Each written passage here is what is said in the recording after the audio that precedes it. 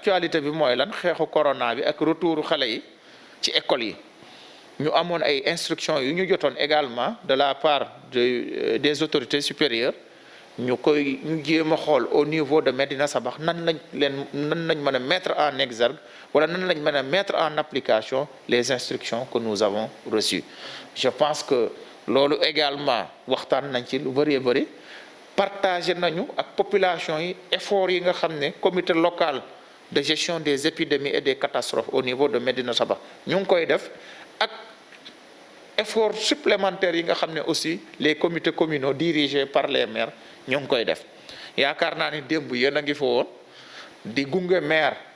de Médina Sabakh ci matériel yu am solo yoo xam ne mu ngi ko doon jox école yi pour xale yi mën a dellu ci classe yi gannaaw loolu maire Kaymoor ak maire Ngayeen ñoo jiite woon loolu également ba fu mu toll nii sans risque de me tromper mën naa rassurer parents d'élèves yi rassurer enseignants yi que ne toutes les dispositions pratiques idoines ont été prises sur le terrain pour que nous puissions observer un bon retour dans les classes. Disposition yooyu mooy lan ñu tàmbale woon ci nettoyer école yi comme tëguloon nañ leen ay ñaari weer ba ñetti weer donc xam nga naturellement dana am poussière dana am ay yeneen yoo xam ne mu ngi ciy nekk ñoon jëloon nañu temps avec les CGE les directeurs d'école les CODEC ñu wax leen ak population yi ñu nettoyer waat dépoussiérer les salles de classe gannaaw loolu également def nañu ay désinfection donc tous les établissements que ça soit du primaire jusqu'au lycée en passant par le moyen et les collèges les établissements privés tous les établissements de l'arrondissement ont été désinfectés par le service d'hygiène bien entendu sous sous le pilotage du sous-préfet en rapport avec les comités communaux donc qui sont dirigés par les maires. Également le dispositif de lave-mains ñun xaaruñu état xaaruñu lu état mën a joxe ak lu mu mënul joxe le dispositif de lave-mains aussi et salle de classe bu nekk comme ni ko protocole bu ministère de l'enseignement et de la santé bëggee salle de classe bu nekk dana am un dispositif de lave-mains bu fa nekk boo xam ne day ànd ak saabu ànd ak li ñuy raxasoo ànd ak kotol ànd ak gel alcoolisé yooyu nga xam ne danañ ko fa fekk donc loolu également rassuré nañ ko population yi danañu xoolaat encore ay kits scolaires mooy kits scolaire parce que dañuy bañ gone yi dellu ci école yi di paasante seen bagage yi maanaam règle équerre ak yu mel noonu yu sew a sew yooyu donc def nañ effort également ba xale bu nekk jëndal nañ ko kit scolaire bu bees en tout cas commune Kaymoor ak Ngayeen je suis sûr que ne def nañu loolu ba ku ci nekk da nga mën a dem toog fa ngay toog ci sa classe ngay jàng te doo soxla nga ab bagage su jàmbur parce que da ngeen xam ne protocole bi lu mu bëgg mooy moyen de contact ku ci nekk yem fa nga war a toog def la nga war a def di liggéey la nga liggéey sa heure jot nga wàcc dem ñibbi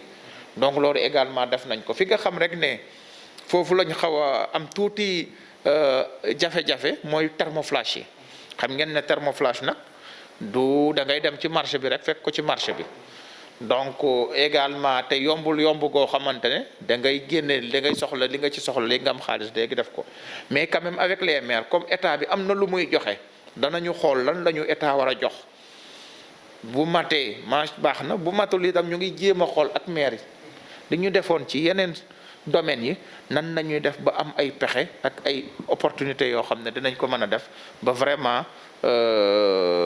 thermoflash yooyu nga xam ne dafa am solo ci dispositif bi thermoflash yooyu également ñu mën koo mettre à la disposition mais loolu aussi c'est à l'étude et comme suba la aussi on n'est pas trop sûr que suba école yëpp dinañ mën a am mais xam naa ne chemin faisant balaa ñuy sori vraiment thermoflash yooyu dinañ ko mën a mettre à la disposition donc des enseignants à la disposition des établissements scolaires yi nga xam ne ñoo nekk dans le territoire de l'arrondissement donc encore une fois may rassurer population yi que ne le retour peut se faire dans la tranquillité et vraiment en respectant les mesures de sécurité les mesures de distanciation sociale les mesures d'hygiène donc yooyu daal mooy wax bëgg a rassurer parents d'élèves yi ne xale yi mën nañu delluwaat ci école yi di rassurer encore le corps enseignant que toutes les dispositions sont mises en branle pour que vraiment cette sécurité ak la sécurité des enfants puisse être garantie, puisse être assurée. Sécurité mbirum wargu yaram nag ci Covid bi nag xam ngeen ni feebar bi di développé wu mënuñu wax kenn ne doo am feebar bi waaye nag mën nañoo góorgóorlu ba lépp loo xam ne mën nañ koo def ba protéger nit ñi ci feebar bi ñu def ko ba yàlla continuer dañu aar comme aar nañu ba ñu egg si fii macha allah nous touchons du bois donc yàlla nañu yàlla